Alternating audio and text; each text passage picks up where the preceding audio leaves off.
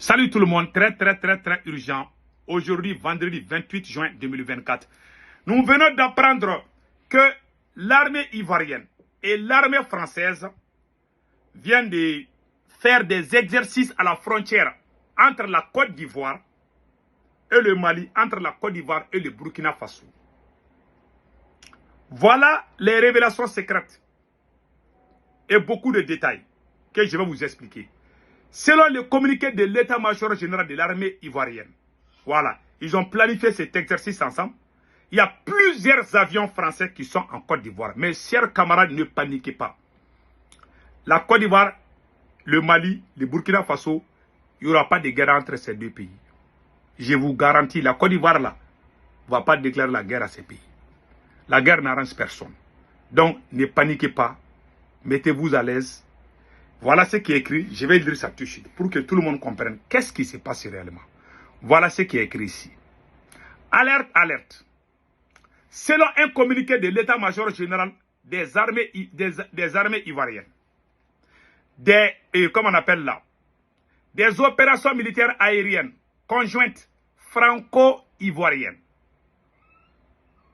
sont prévues le long des frontières Côte d'Ivoire-Burkina Faso, Côte d'Ivoire-Mali, a noté que le but de ces opérations n'est autre que espionner les installations militaires burkinabées, les installations militaires maliennes. Voilà ce qui est écrit ici. Bon, chacun peut dire ce qu'il pense. Moi, ok. Pour cette raison, les forces armées de l'AES mettent en garde contre toute violation de leur espace aérien. Voilà. Donc, ils ont envoyé beaucoup de forces en Côte d'Ivoire. Les forces de l'OTAN sont déjà en Côte d'Ivoire. Et ils vont essayer d'espionner les pays de l'AES. Voilà, pour connaître nos capacités et comment nous frapper aussi. Bon, ne vous en faites pas, je blague. Mais je vous dis une chose. Ne paniquez pas. Il n'y aura pas de guerre. Je vais vous montrer qu'est-ce qui a été fait. Voilà, je vais vous montrer ça tout de suite. Les armées de l'AES sont les plus puissantes. Je répète encore. Les armées de l'AES, l'armée malienne, l'armée burkinabé et l'armée nigérienne sont les armées les plus puissantes de la sous-région. C'est-à-dire que de l'espace AES, de l'Afrique de l'Ouest. Il n'y en a pas qui sont, il n'y a pas d'autres armées. Ces armées-là sont aguerries. Voilà. Plus de 10 ans de combat contre les terroristes, ce n'est pas petite affaire. Hein. Donc, voilà, entre autres. Mais je vais vous montrer ça là, ce qui s'est passé réellement. Annoncé par l'état-major général des armées depuis bientôt une semaine, la manœuvre militaire aérienne entre les forces armées de Côte d'Ivoire et l'armée française est entrée dans sa phase active. C'est le lundi 24 juin que les premiers avions de chasse ont fait irruption dans le ciel de Bouaké.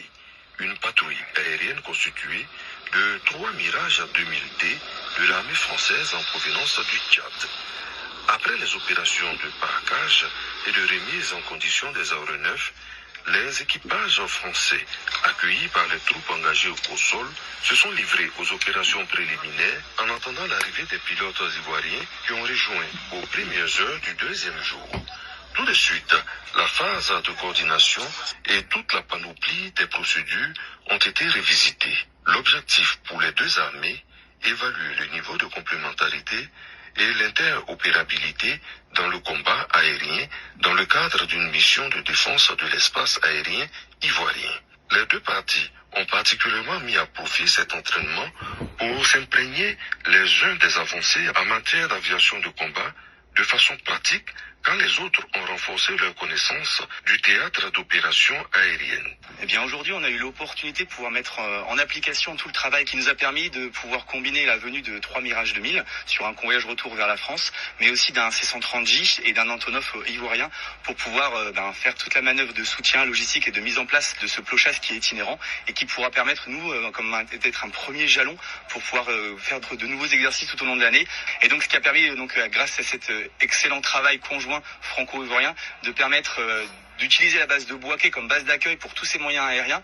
Une base qui, encore une fois, a montré son hospitalité, mais une hospitalité ivoirienne à laquelle on est habitué maintenant depuis qu'on travaille en Côte d'Ivoire. Le groupe de planification conjoint qui a été mis en place à travers d'une très bonne ambiance et conformément aux instructions de notre hiérarchie, nous avons pu restituer les conclusions qui ont été validées et c'est sur cette base que cet exercice qui a connu un franc succès s'est déroulé et nous avons vraiment apprécié le partage d'expérience de nos partenaires français.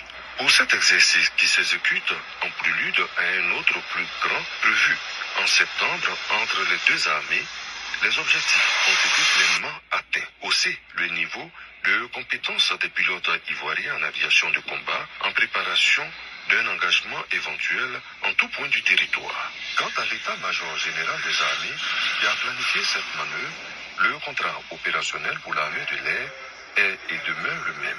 Assurer l'intégrité de l'espace ivoirien et en préserver l'inviolabilité. Dans cette quête, toute opération sera la bienvenue, notamment avec les partenaires à l'expertise avec. Voilà. Vous avez vu les mirages, tout là. Voilà, ils vont faire des manœuvres. Pour moi, il ne faut pas paniquer. Vous savez, les meilleurs missiles, les meilleurs antimissiles se trouvent dans l'espace de l'AES. Il y a, comment on appelle là, il y a un système anti-missile, et comment on appelle là, les batteries là, les systèmes de défense là. Les meilleurs systèmes de défense, c'est dans l'espace AES. Le Mali, le Burkina et le Niger. Je vais vous montrer une arme. Voilà, je vais vous montrer, comment on appelle là,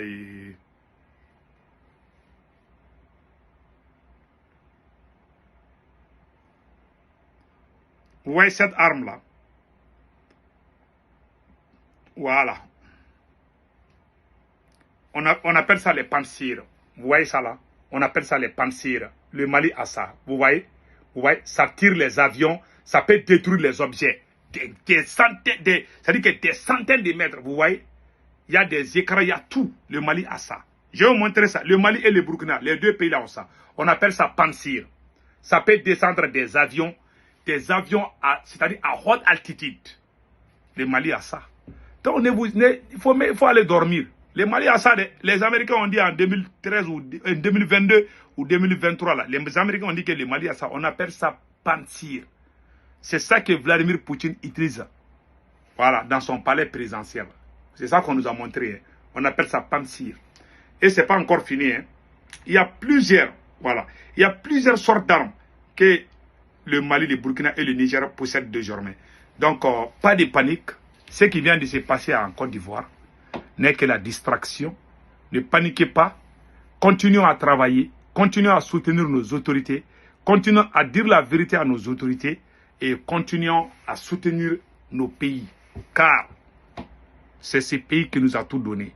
Donc, faisons tout pour que ce pays soit vraiment libre un jour. 100%. On est libre, hein? Mais on veut même plus de, même la monnaie, tout ça là. On prie Allah le Tout-Puissant de nous donner la force pour qu'on soit plus dépendant de la France. Même à une seule seconde. Inch'Allah, Allah va exaucer nos vies. Passez excellent week-end. Ciao, ciao.